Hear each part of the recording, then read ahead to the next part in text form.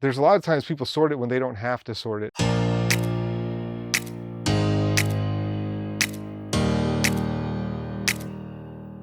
What has happened since the last episode? It's been pretty much business as usual, but business is picking up. So Phyrexia has been selling really well. It's got players engaged and excited. And we've been picking up more and more Commander players during our Commander nights. So that's been really awesome. More and more people showing up, new faces, and I've been really excited about it. I was like, wow, this is really cool. And then I was like, wait, oh, it's a cereal card. That's a hit, dude. I got a really cool foily Etherflux Reservoir. It's also a cereal card. So pretty hyped on that. Man, that card's worth at least $400. There has been some space, I want to call it space situations, right? I don't want to call it an issue or a problem because it's a good thing. Lots of new people are hearing about the store, word of mouth is spreading, and Commander players are figuring out this is the place to go to play Commander. Now, we have to figure out how can we make sure that they're comfortable and that they're having a good time. Right now, we can seat 16 people comfortably. Now, what has been happening is Friday and Saturday night, both nights now are getting packed out. We're putting a table in front of the register, we're putting a table in the hallway and a table downstairs. And still, we have people standing, waiting for games. We have people sitting on the couch. And so we're getting way above capacity. We need to find a way to expand that. But I did come up with an idea just recently that I said, hey, you know what, this might work. I've been talking pretty friendly with the person next door who owns a driving school. And he was mentioning how he might not be using one of his rooms in the near future. And I said, hey, you know what? I could use that room on Friday and Saturday nights. Is there something we can do to work a deal out? The negotiations and talks seem to be going well. I think we're going to lock in that space either this week or next week, and we'll have some overflow seating to put some more people. So things are filling up in the shop right now, and thankfully the driving school allowed us to use this space right here. We just set it up with a couple of tables, and that'll give us a room for 8 more people to come, and I'm really excited about that because we have more space for more people, and we were starting to pack out every weekend, so now we have a little bit more capacity. Hey, if this is your first time and you're enjoying this series about me opening and running a local game store, make sure to get caught up on our previous episodes. Now, back to the show. Today we're going to talk about sorting and the process of getting cards from a collection and then moving them into inventory. So there's some steps along the way, what needs to be done for that to happen. There's a culling process where you separate the cards that you want to put in the inventory from the bulk that you want to ship out. And then there's a process after that where you sort the cards and then you enter them in the system and then you integrate them finally into the boxes that you see here. So right now what we're doing to sort them, we do it manually. So there's people who help me out with that. I'm really grateful for them. What they'll do is they'll take the cards that are already going to go into the system and they'll put them out ABC order in sets. So by set, ABC order, and then they'll enter them in the system and then they'll put them on the table over here for integration. Then someone else will take them and put them into the boxes in the sets where they belong. You can do it on a table, just like in your mind, oh, here's A, here's B, here's C, but we use sorting trays right now. All right, so I'm gonna show you these sorting trays that we use to sort our inventory. Sometimes you just need to break things down. So ways we would sort is we would say all of the cards and set sorted, right? So we'd sort by set. We'd also sort by alphabetic. And sometimes we have these trays as kind of like permanent locations where we put like different cards. We'll say, oh, this card is for so-and-so. We'll put someone's name on it. It'll be like kind of like a mailbox system. And so this is just a generic sorting tray. It's one of the cheaper ones. You can get them on Amazon. And we use this for set sorting. So we'll break down each set in here. And we have a number of these that we'll use because there's a lot of different sets, obviously. So we have these. The other would be the BCW tray. This one is good for set sorting, but it's also good for those permanent locations where you might have like an inbox, like, oh, we need to buy this from so-and-so, or someone's going to pick up this order, or, you know, different slots that have different functions. That's what I use these for. And then we have the big ABC tray. And that's this one here. and you can sort here. You can sort a set by alphabet. So once we get it sorted by set, we'll put it by alphabet into this tray here. And you can see it also has, it's numeric as well. So the numbers, and you could put some cards here and some there if you want to double stack, or you could just full stack it like that.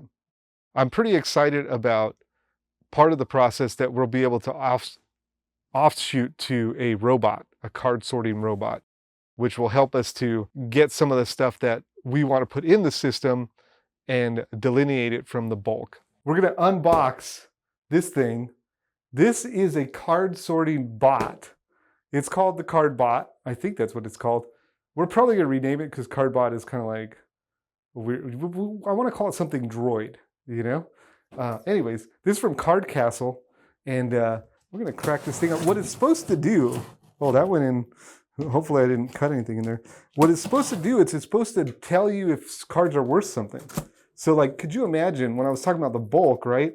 If we're just like run the bulk through here and just pull certain cards that are like a certain value, you know? That's what this thing is supposed to do. Look at that. Oh man, look, it looks, it's already right. Look, it looks like it has made of wood or something. This is wild. Here we go. Card Castle Quick Start Guide. We're going to read this whole thing to you right here, right now. Thank you for choosing. No, I'm just joking. All right.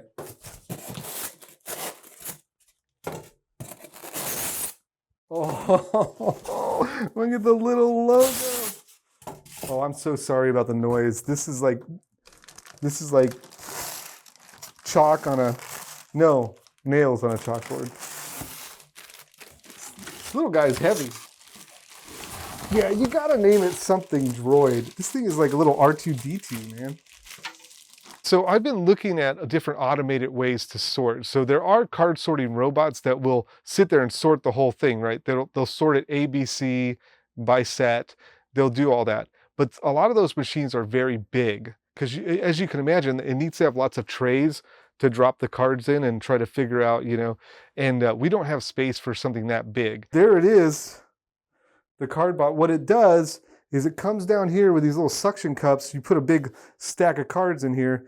It sucks the card out. It scans it with, this is its brain. It uses its brain and figures out if it's worth anything. And if it's not worth anything, it'll put it in this section. And if it is, it'll put it in this section. So then when you come back, this will be empty.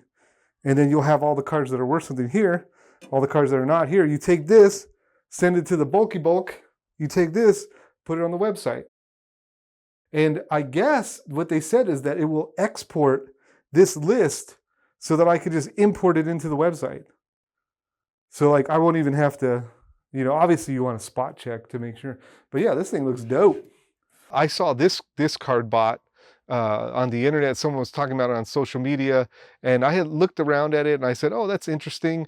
And it just so happened that the people who run the company reached out to me. I guess they saw me on social media talking about things, and we actually figured out, hey, this is probably something that I can actually use. Okay, so what we're doing is we're setting the settings for the card bot.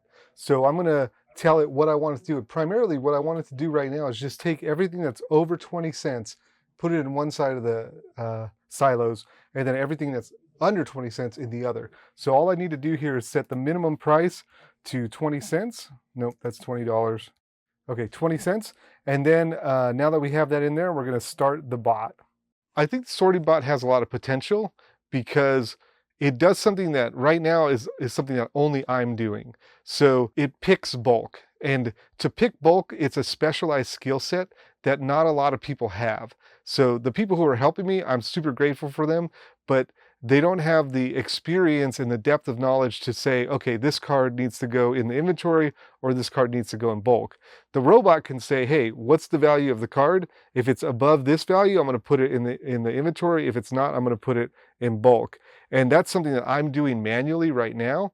So it's going to save me a bunch of time if I can offload that to the robot while I do other things that are specific to something that only I can do. So this is the card bot right here. And what it's doing is it's sorting. This is the rejected pile and this is the accepted pile. So you can set different settings. Like you could say, I want the rares, or I want the rares and the mythics, or you could say, I want the blue cards, or the cards from this certain set. What we're doing is we're saying we want cards that are over 20 cents. Everything that's over 20 cents, put it over here. Everything that's less, put it over here. And so now it's just pulling all the cards that are 20 cents, putting it over there, and that will let us separate the bulk from the non-bulk. Do I think sorting bots are a good investment for game stores? I think it can be.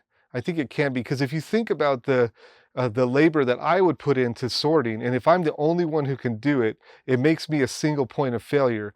This way, I can train someone else to use the bot, and then they can do it by just putting the cards in the bot, setting the settings, and letting the bot do it. They don't need that specialized knowledge that I have. The more stuff that I can give to other people to do, the better, because then I can focus on those things in the business that only I can do. There's certain things in the business that only I can do. If I'm pulling orders and filling orders and picking bulk and stuff like that, then it really kind of ties up my bandwidth, right? Because I'm only one person. I only have so many hours in the day. And so I need to release that bandwidth by moving those responsibilities and delegating them to different areas. I'm going to talk a little bit about the boxes that we use when storing our inventory. So we like these 4 rows. These are not as heavy as the 5 rows, but they hold a lot of cards. And then also they have little dividers in here so we can keep track of what's in here. And I like these a lot. I like these for storing store inventory.